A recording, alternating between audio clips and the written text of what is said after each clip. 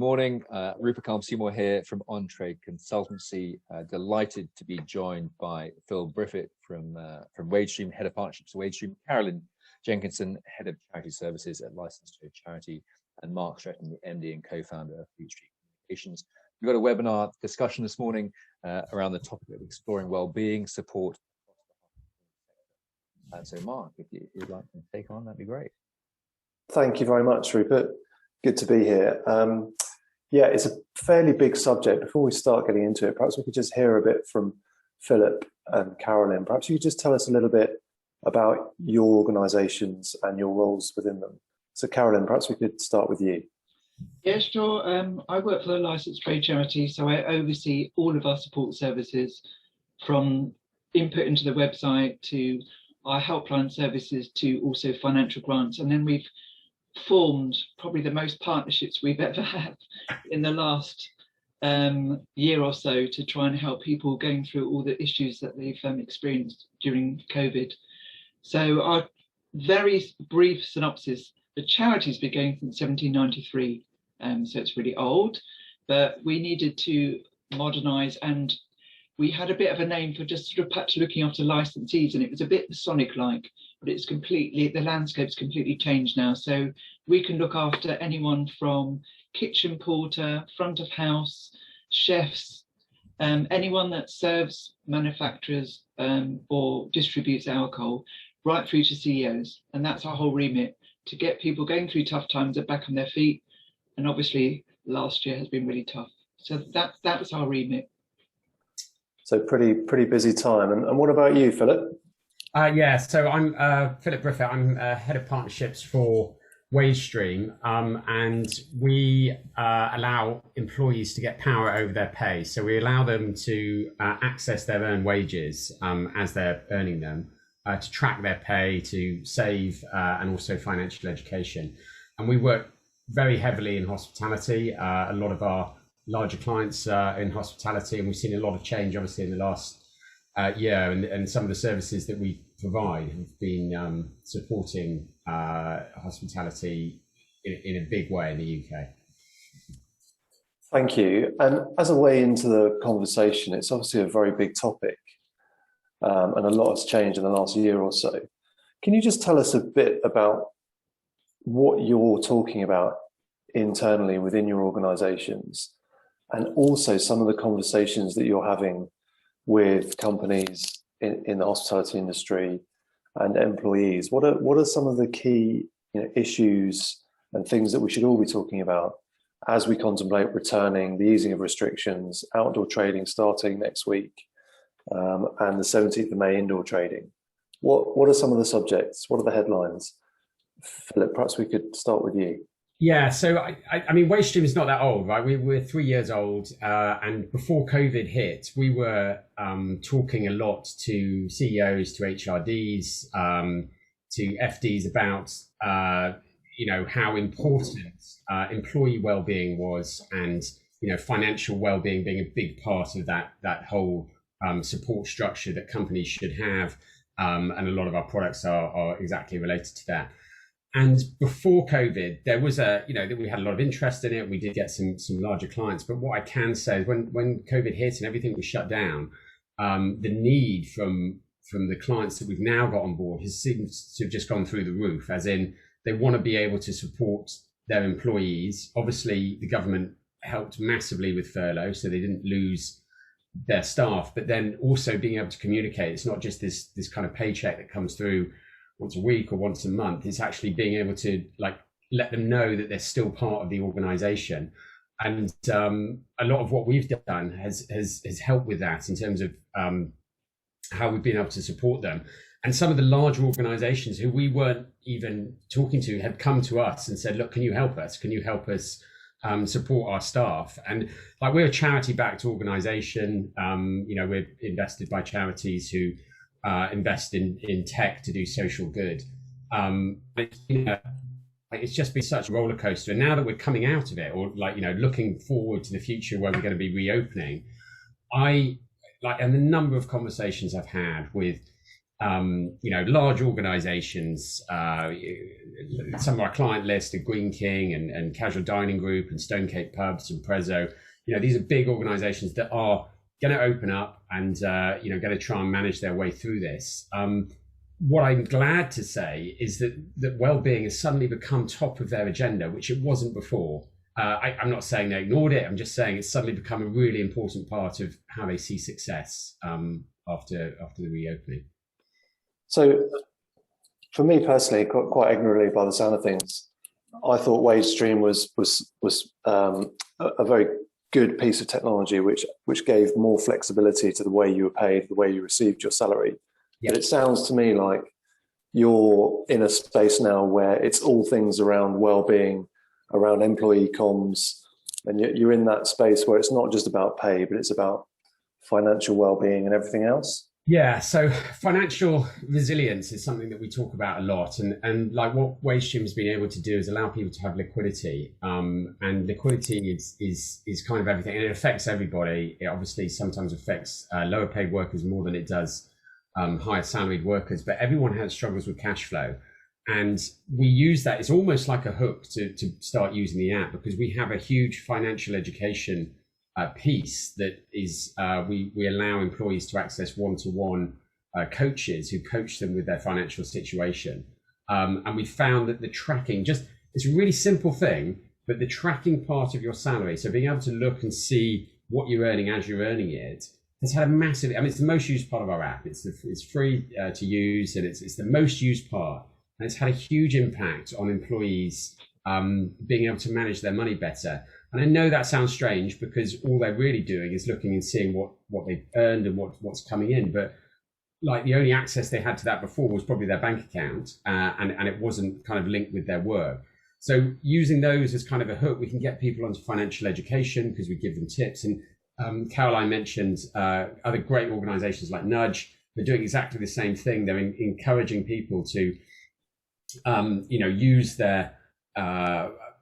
use the app and actually just find out a little bit more about how to manage their own finances with all the support that it brings. And the reason I'm talking about financial resilience is because it's such a big part of your well-being. I mean, so many people just feel more secure and feel better about everything else when their finances, they feel comfortable with their finances, because it's the thing that really throws people off the edge is when their finances are not right. Yeah, and Karen, just before I bring you in, just for one final question, really interesting stuff. Do you think you've closed the gap just by being able to give people that real-time information around their salary and what they're earning? Do you think you're starting to close that gap, and that's helping people become more astute or financially literate? Just massively. I mean, I'm really motivated in what we do. Like we're on Trustpilot, and we have messages every day from people coming in and just like being so positive about what we've been doing. We've had great feedback from HR directors who are often kind of quite disconnected from what the employees are thinking, because in the past it was very difficult for an employee to come up and say, look, can I have an advance? And people do it, but it's like it was almost like you have to be in an extreme situation to go to your employer and say, look, I'm struggling with my money. It's not something anyone likes to talk about. And the last person they want to excruciatingly awkward. Exactly. And the last person they want to tell is the person that's paying them and keeping them afloat, if you like.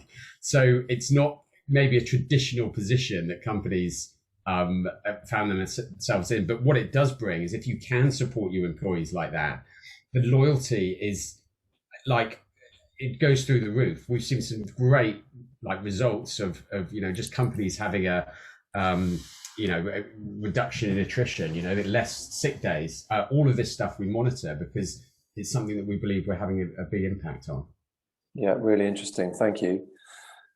Carolyn, just come to you with that sort of initial question around, what are you talking about at the Licensed Trade Charity, and what are you talking about with the organisations and companies that you partner with? And as a Licensed Trade Charity, I can only imagine the sort of year you've had. It must have been incredibly busy. But just give us a sense of the conversations you're having and some of the issues.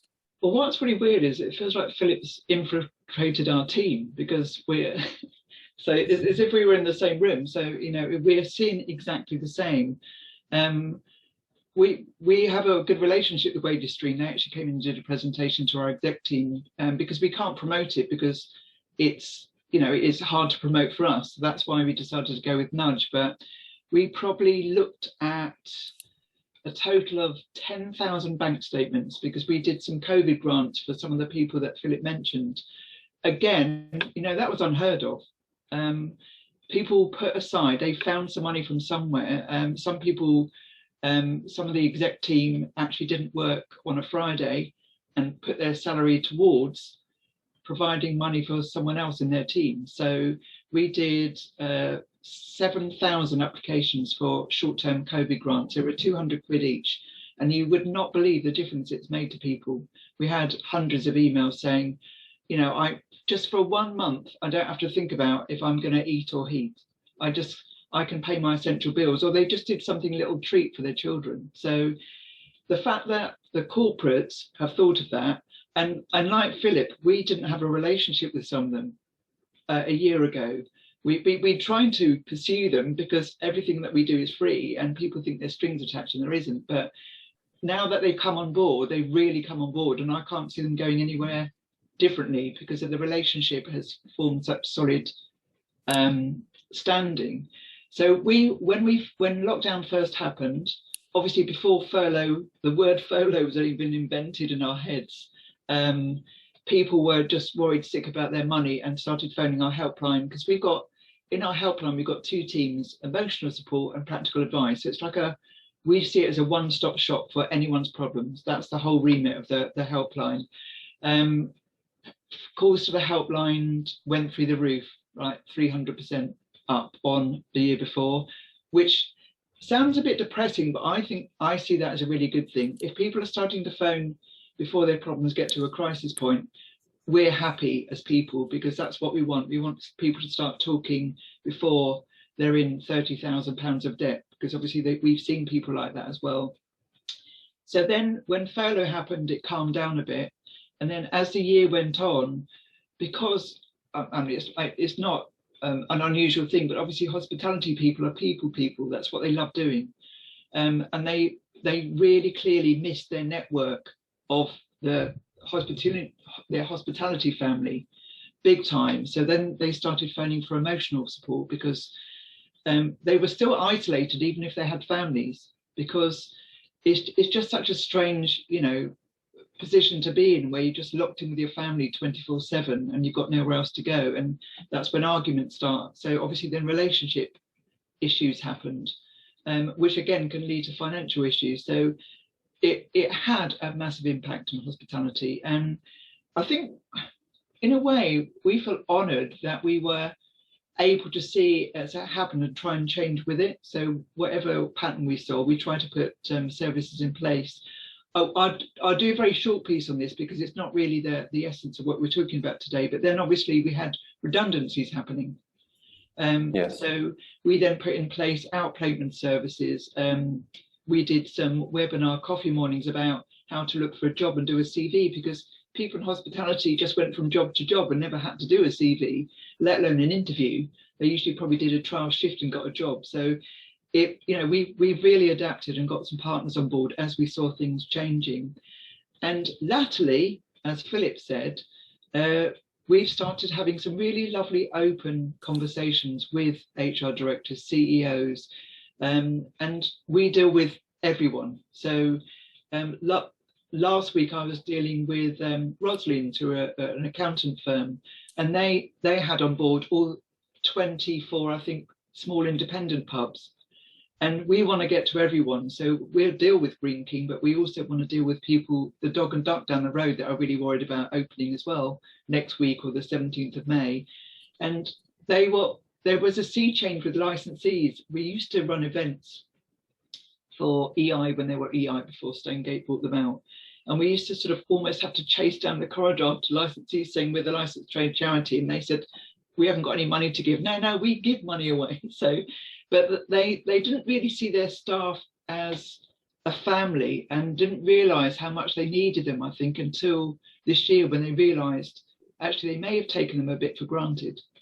And they've really changed their attitude towards wanting things to run smoothly, and that includes looking after your staff, because loyalty breeds loyalty. And so from the big corporates to the small one-offs, they're all really wanting to make sure that their staff feel comfortable and are phoning us for help, which never really happened before. They would only phone us if someone was in a crisis point.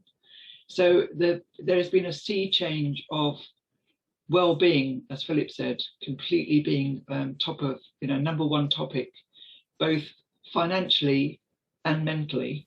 And we've recently been talking to corporates on dealing with resilience training, and a lot of the smaller family-run breweries, like with the likes of Joseph Holt, Fuller's, Young's, J.W. Lee's, have been really interested in us running sessions for their BDMs and area managers and general managers, just about talking about how they're going to speak to their staff when they come back into the pubs, how to go about it, what they should be looking out for. So we're doing a session at the end of this month, and we think that one will probably take off, and that more pubs will take that up, which, they all did that in-house before and didn't really want to say that things were a bit dodgy.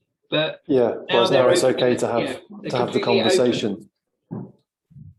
Yeah, really interesting.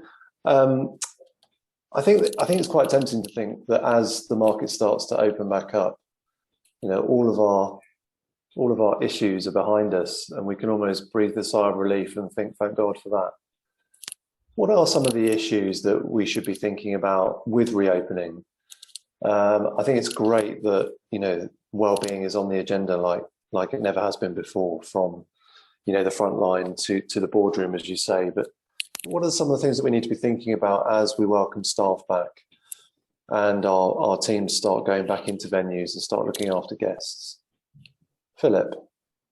Well, yeah, I mean, like I said, this is just based on talking to our clients and talking to prospects about what they care about, what their biggest concern about. And originally it was actually, look, we're not going to do anything unless it affects the bottom line.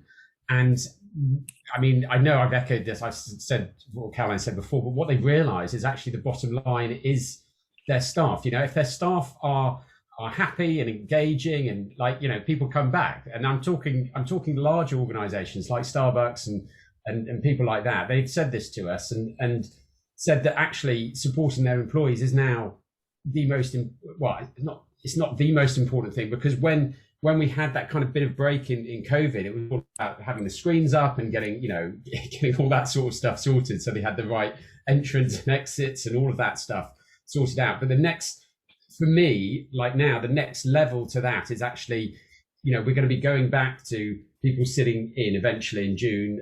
People will be able to sit inside.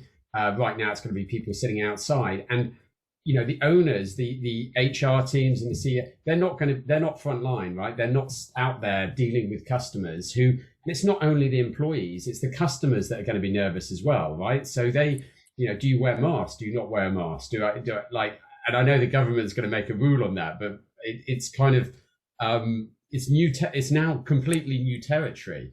So the best thing, if I was sitting in that situation, the best thing I can do is make sure my employees know that we're supporting them in every single way that we can. And we've got great new technologies like wage stream, and we've got great support, like Caroline has said, that has always been there. It's just that it's almost like it's just been highlighted now, and because it's become so important. So I'm hoping that 2021 is going to be, the year of well-being, because it will affect the bottom line of these companies. They're starting to realise that their employees are what make them the money.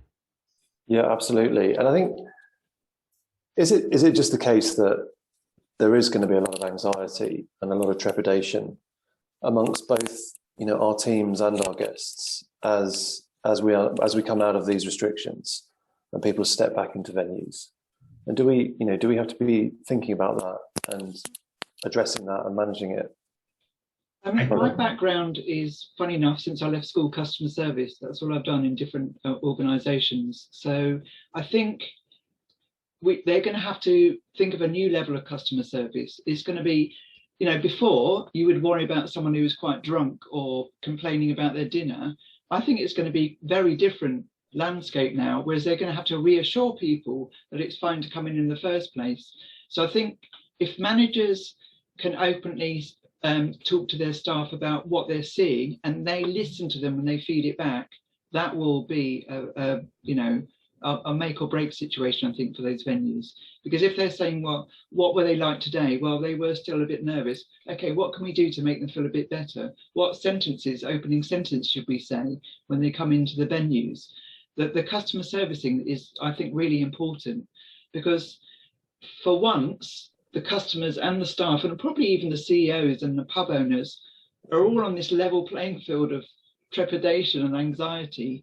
So you're sort of all in it together. And I think if that comes through to customers, that will gain their trust, I think, because they will, okay, they really do care about looking after us. It's not just going to be about upgrading the drinks menu or something like that. It's going to be about making them want to come back again. And feel safe, and telling their friends, oh, they did it really well there, we need to go back. When we're allowed to come inside, we definitely go back to that pub. And by saying it's okay to not be okay, I think will speak volumes. So if those guys say, if you have had a bad day and you've had some customers, just being really unreasonable, come and talk to me about it. You're not alone. We can figure out that maybe we're not doing things right. We need to have a team meeting and sort of get back together and develop another plan that will work better. And with that interaction and openness, I think that will help the mental well-being of the guys, the employees, the mental well-being of the people running the pubs, and the mental well-being of the sort of customers. So to me, that would be a win-win situation. So if they spend a bit of time doing that, and then if they do see someone who's in a bit more of a has mental well-being issues, their staff, then they can signpost them to us, because they know that someone can speak in confidence if they want to a trained counsellor. I mean, pub managers, we do mental health online training, and we're booked up now till May. Again, that's completely different and this is when pubs are opening, they're still wanting to attend our 2-hour sessions. And in that training, we say, you're not supposed to be counsellors. And then you can see this relief on their face, because they think that they have to do everything. They don't. They just need to have that first conversation and say, look, you're not right today, mate, are you? You just don't look good to me. What's up? And the fact that someone's noticed will make a big deal to them. And then if they're finding that, they're going through a bit of a tough patch, they can say, okay, well, I know someone you can phone that you can speak to in complete confidence, and they won't judge you, and it'll be confidential, and you should be in a better place. So it's having open conversations, I think, is key. Yeah, is that one of the legacies, one of the positive legacies of COVID and of the crisis, that it's now okay to talk about this stuff, and it's almost on everyone's agenda, because everyone's been on this year-long roller coaster and experiencing lots of highs and lows. Is it a helpful part of the conversation now that we have with our people and with our colleagues, or have we still got some way to go? Philip? Well, I'd say that there is still some way to go. There's no question. I mean, lots of people have said this about, we're all in this same ocean together, but everyone's on different boats, so people have different views about how it's being managed. But one thing that Caroline said about people's confidence, about the people that are actually in the stores, because they've now got to deal with something that they haven't had to deal with before. Because what I've seen over COVID is a lot of people, a lot of generations have looked at it very differently. Younger generations tend to be a bit more blasé and just like, what are you talking about? Let me just come in. And the employees have to kind of run the company line, whatever it might be. It's right now, you've got to follow this route here. You've got to put a mask on. And then, company X say, oh, you don't have to put a mask on. Our staff don't have masks or whatever. So everyone is different. And it's actually just being able to no different to what you had to do before in terms of managing customers. It's just the scenarios are different. And whatever the individual feels themselves about COVID, they have to kind of toe the company line, which is why the loyalty side of it is so important. If the organization is saying this, and then especially if it's a company that has got multiple sites and they all need to act the same, not one of them should be different in the way that they handle COVID and how they serve the people and serve them outside and stuff.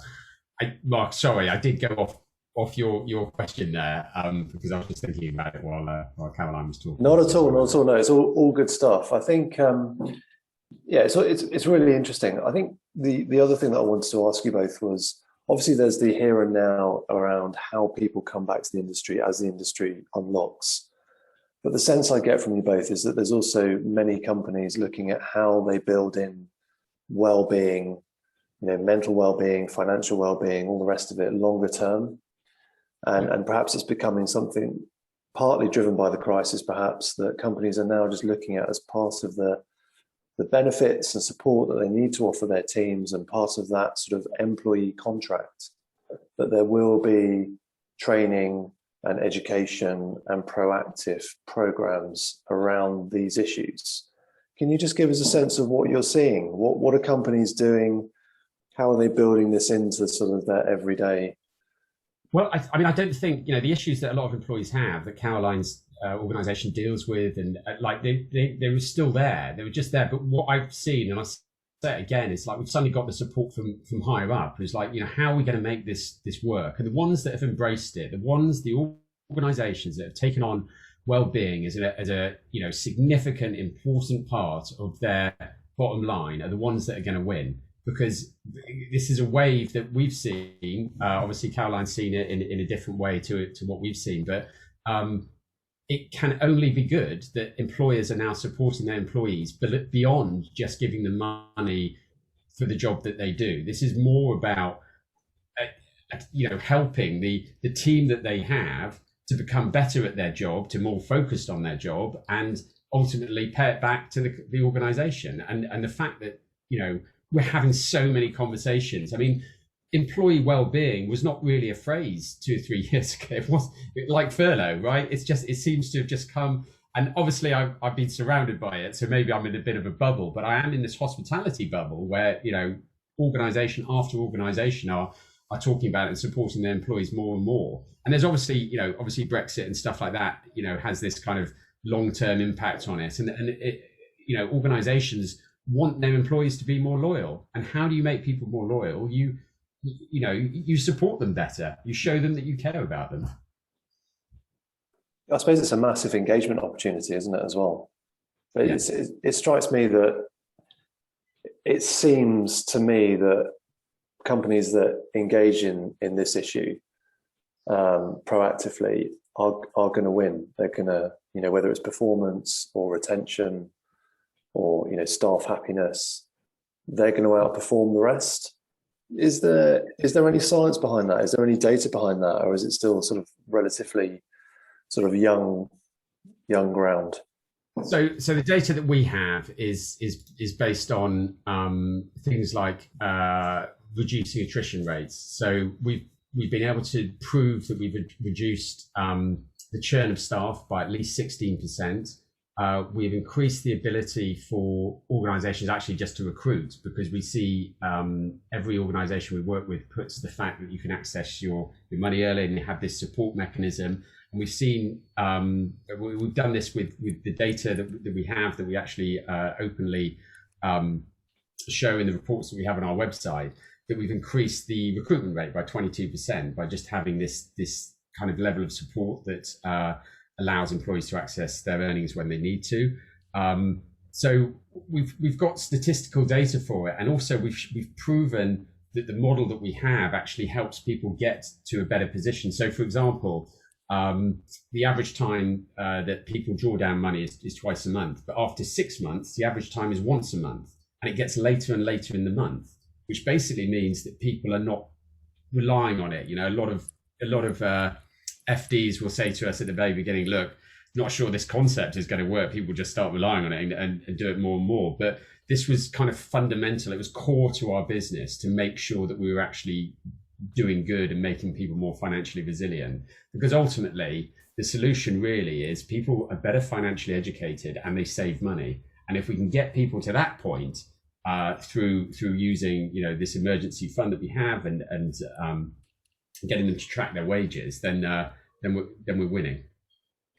So yes, we have data. Really interesting, and great that you can push back against that notion, because I must admit, when I heard the service, one of my first thoughts was, well, are you just pushing a problem somewhere else there? But it's great that that's not the case.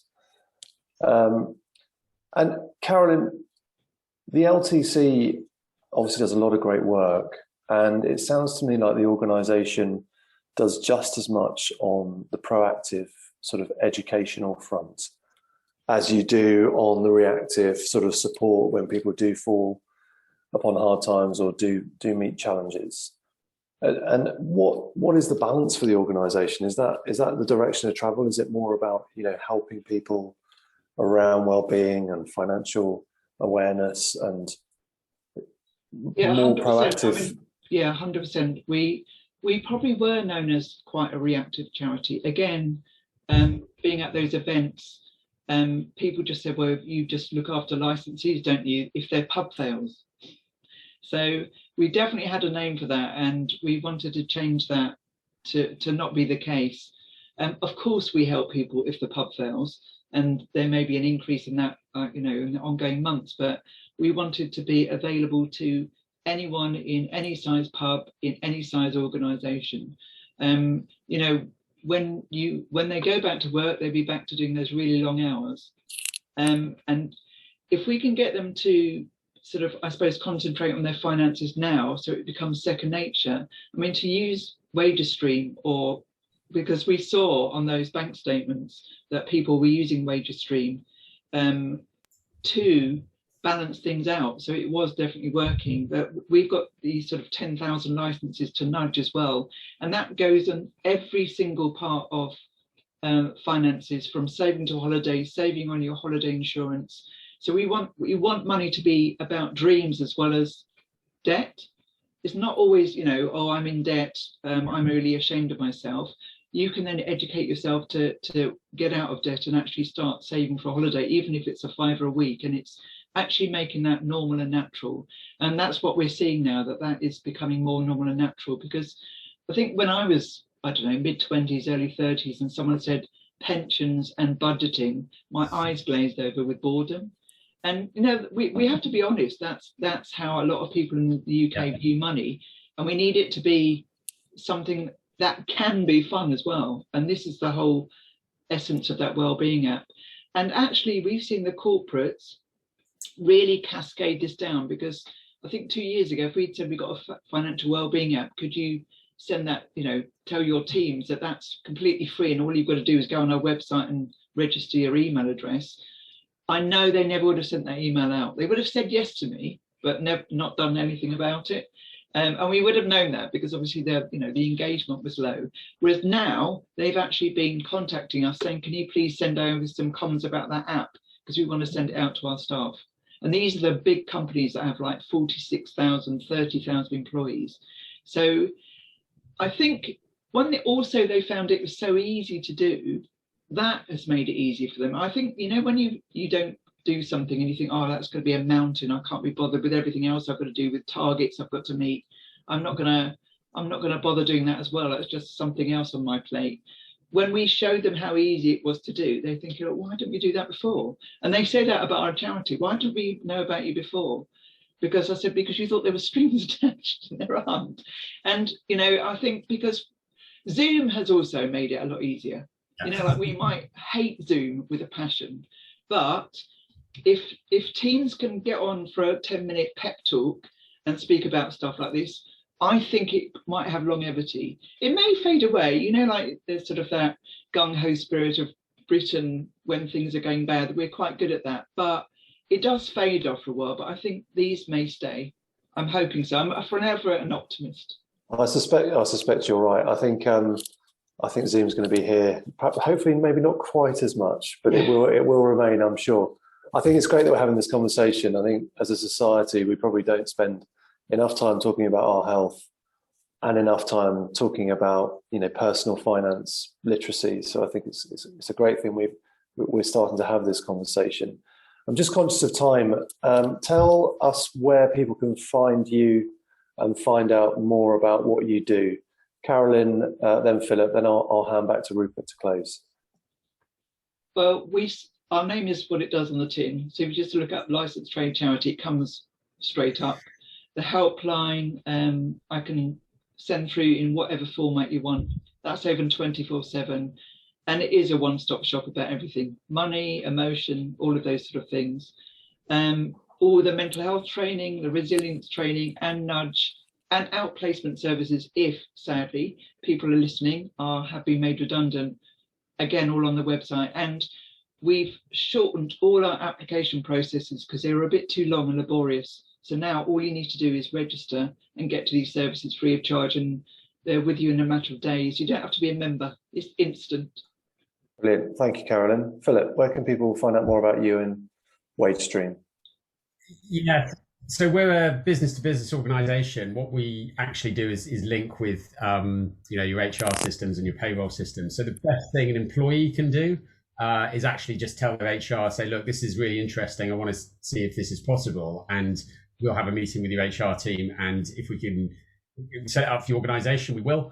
Hopefully we're already working with the organisation, but like the actual download process is really simple. I mean, it's just you go onto the App Store and you download WageStream, and then you put in your details, but those details have to be verified by HR, and we would have had to have that conversation beforehand. So the best thing you can do if you're an employee and you want to use WageStream is talk to your HR team and tell them to give us a ring.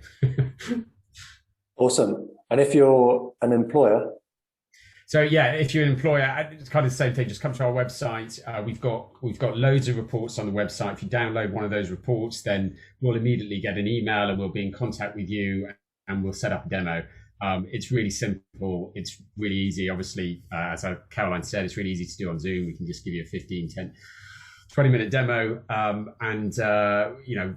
Hopefully we can get live in 3 weeks.